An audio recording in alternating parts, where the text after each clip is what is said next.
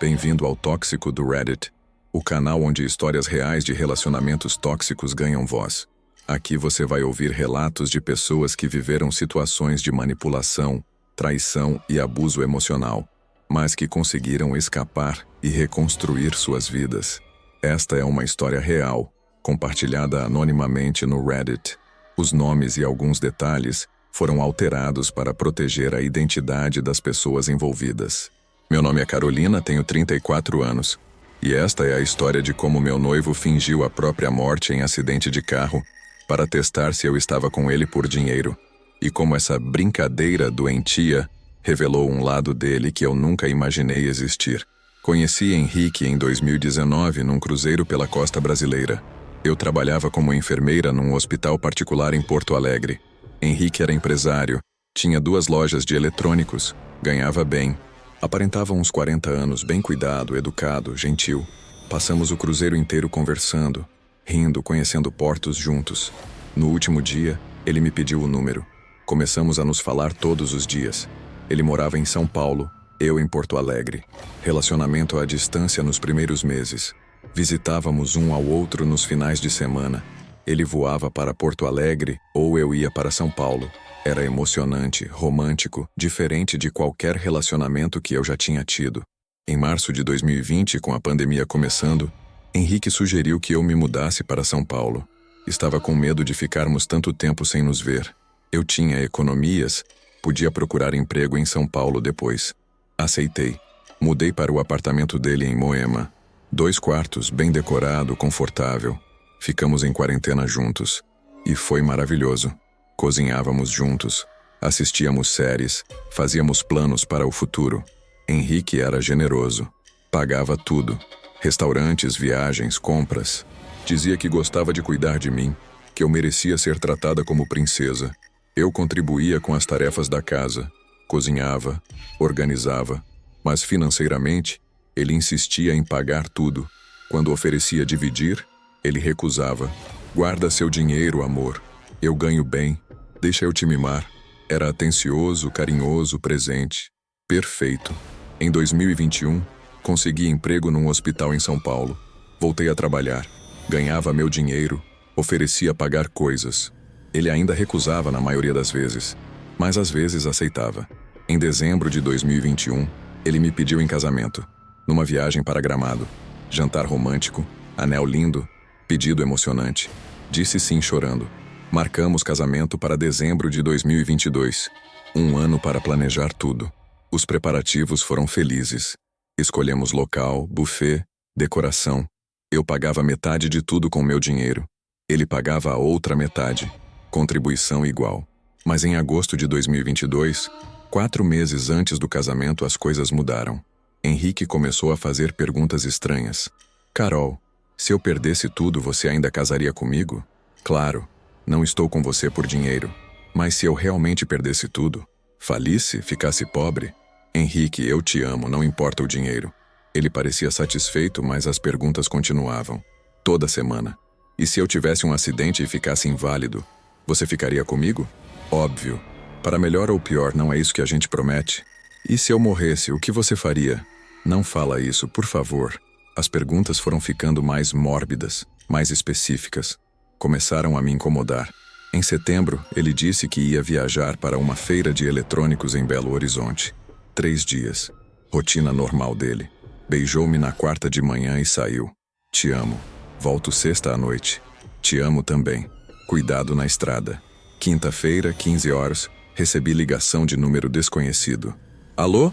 Carolina? Sim, quem fala? Meu nome é Dr. Rodrigo Menezes, médico do Hospital das Clínicas de Belo Horizonte. A senhora é noiva do Henrique Almeida? Meu coração parou. Sim. O que aconteceu? Houve um acidente. Carro dele capotou na rodovia. Ele foi trazido aqui, estado grave. Como assim grave? Ele está vivo? Está em cirurgia agora. Trauma craniano, hemorragia interna. Próximas horas são críticas. Entrei em pânico total. Comecei a chorar. Estou indo para aí. Qual hospital? Ele me deu o endereço. Desliguei. Peguei mochila. Joguei roupas dentro. Liguei para minha mãe chorando. Mãe, o Henrique teve acidente. Está em cirurgia. Pode morrer. Minha mãe se ofereceu para ir comigo. Disse que não, que ia sozinha, mais rápido. Peguei um táxi para a rodoviária. Primeira passagem para Belo Horizonte. Ônibus saía em 40 minutos. Durante a espera, liguei para o número do médico várias vezes. Não atendia. Mandei mensagem. Nada. Tentei ligar para Henrique. Celular desligado. Entrei no ônibus às 17 horas. Viagem de 8 horas. Cheguei em Belo Horizonte à 1h da manhã. Peguei táxi direto para o hospital. Cheguei na recepção. Meu noivo está internado aqui. Henrique Almeida. Acidente de carro. Onde ele está? A atendente checou no sistema. Não temos nenhum paciente com esse nome. Como não? Ele foi internado ontem. Acidente na rodovia. Cirurgia. Senhora, checamos em todas as alas. Não há Henrique Almeida. Mas o médico me ligou. Doutor Rodrigo Menezes. Não temos nenhum doutor Rodrigo Menezes neste hospital. Fiquei atordoada. O que estava acontecendo? Era o hospital errado? Liguei de novo para o número que tinha me ligado. Caixa postal. Sentei na recepção. Confusa. Aterrorizada. Liguei para a mãe do Henrique. Dona Silvia, o Henrique teve acidente? Acidente? Que acidente? Ele está bem. Como assim está bem? Um médico me ligou dizendo que ele estava em cirurgia. Carolina, o Henrique me ligou hoje à tarde. Está bem. Na feira em Belo Horizonte. Mas então, por que um médico me ligou dizendo que ele estava morrendo? Silêncio. Não sei. Mas vou ligar para ele agora. Te ligo de volta. 5 minutos depois, ela ligou. Consegui falar com ele. Ele está bem. Está no hotel. Não entende nada desse médico que te ligou. Disse para você não se preocupar. Estava confusa, mas aliviada. Ele estava vivo. Estava bem. Mas então, quem tinha ligado? Por quê? Peguei ônibus de volta para São Paulo. Cheguei sexta às 13 horas. Exausta, confusa, assustada. Henrique chegou sexta à noite como planejado. Abri a porta. Ele estava bem, sem arranhão, sem machucado. Abracei ele chorando. Meu Deus, você está bem? Claro que estou. Por que não estaria? Contei sobre a ligação, o médico, o acidente, a viagem para Belo Horizonte. Ele ficou chocado. Que loucura. Deve ter sido trote. Que coisa horrível. Mas o médico sabia seu nome completo. Sabia que você estava em Belo Horizonte. Como? Não sei. Talvez alguém que me conhece fazendo pegadinha. Vou investigar. Nos dias seguintes, tentei esquecer. Mas algo não fazia sentido. O número do médico. As informações específicas. Como era possível? Checava o celular do Henrique quando ele deixava por perto. Nada suspeito. Histórico de ligações normal. Em outubro, um mês depois, encontrei algo por acaso. Henrique tinha deixado o notebook aberto. Fui fechar. Vi que tinha e-mail aberto. Não era para ler. Mas vi o assunto de um e-mail que chamou a atenção. Relatório, teste Carolina, resultado. Cliquei. Era de um investigador particular. Li com o horror crescente. Conforme solicitado, executamos teste de reação emocional e comportamento financeiro da senhora Carolina em situação de emergência médica simulada. Relatório. Ligação feita às 15h05 conforme instruído. Sujeito demonstrou pânico genuíno. Imediatamente tomou ações para ir ao hospital. Não questionou custos de viagem. Não mencionou questões financeiras em nenhum momento. Foco exclusivo no bem-estar do cliente. Conclusão. Reação indica afeto genuíno, não interesse financeiro. Anexo. Gravação da ligação. Anexo. Relatório de movimentação financeira do sujeito nos últimos 6 meses. Reli 3 vezes. Não podia ser real.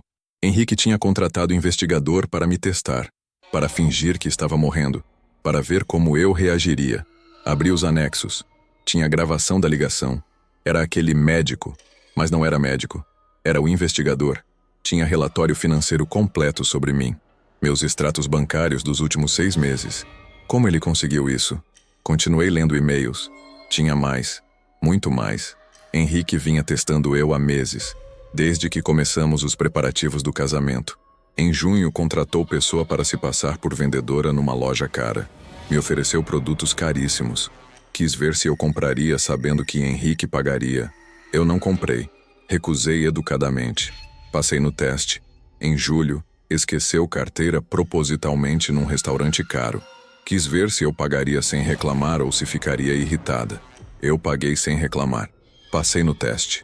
Em agosto, deixou o envelope com dinheiro acidentalmente na mesa. 10.000 romatários em notas. Quis ver se eu pegaria ou avisaria. Avisei. Passei no teste. Cada teste documentado. Cada reação minha analisada. Como experimento científico. O teste do acidente falso foi o último. O mais extremo. Para ter certeza absoluta que eu não era interesseira. Fiquei sentada ali, lendo aqueles e-mails, sentindo náusea crescente. Ele não confiava em mim. Nunca confiou. Via nosso relacionamento como algo a ser validado através de testes secretos, manipulações, mentiras. Me fez sofrer acreditando que ele estava morrendo, porque queria ter certeza que eu chorava por amor, não por herança. Quando Henrique chegou do trabalho, eu estava na sala, notebook aberto, e-mails na tela. Ele viu, ficou pálido. Carol, você fingiu sua morte.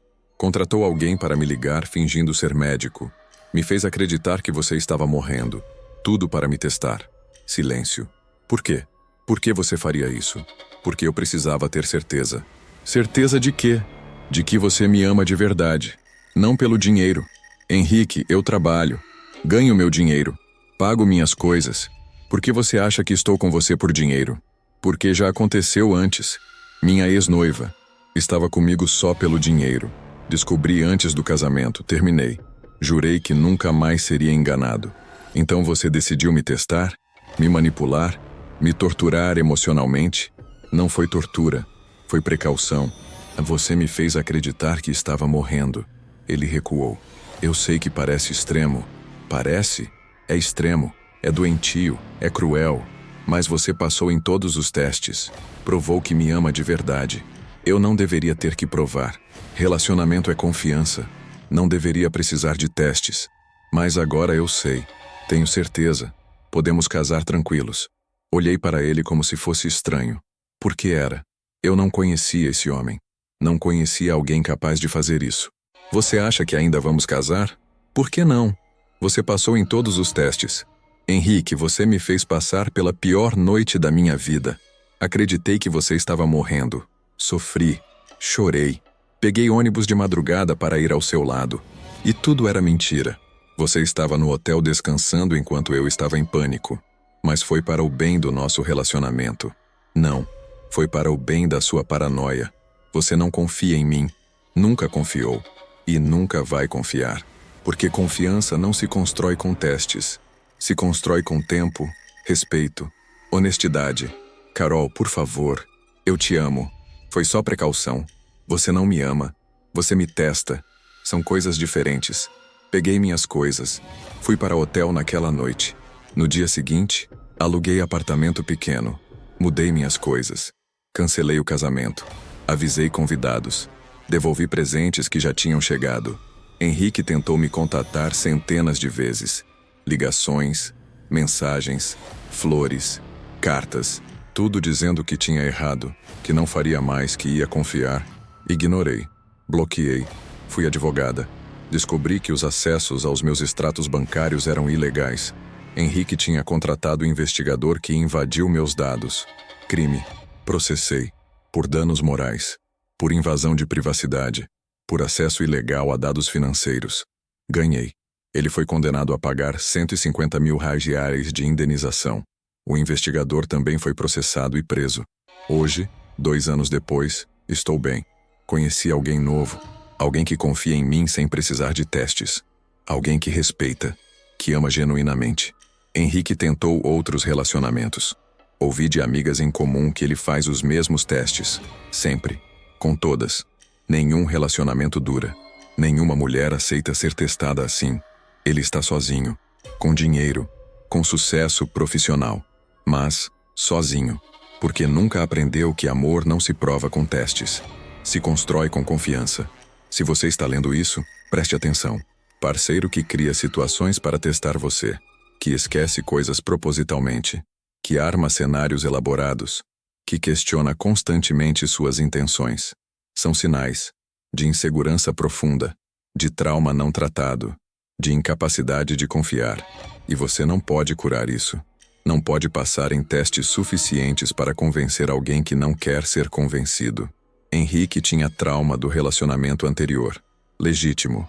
Mas ao invés de fazer terapia, de trabalhar suas questões, ele decidiu transferir a desconfiança para mim, para todas as parceiras futuras, e no processo, destruiu qualquer chance de ter relacionamento saudável. Relacionamento tóxico não é só agressão. Às vezes é manipulação disfarçada de proteção, testes disfarçados de precaução, controle disfarçado de amor. Fique atenta. Sua sanidade mental vale mais que qualquer relacionamento.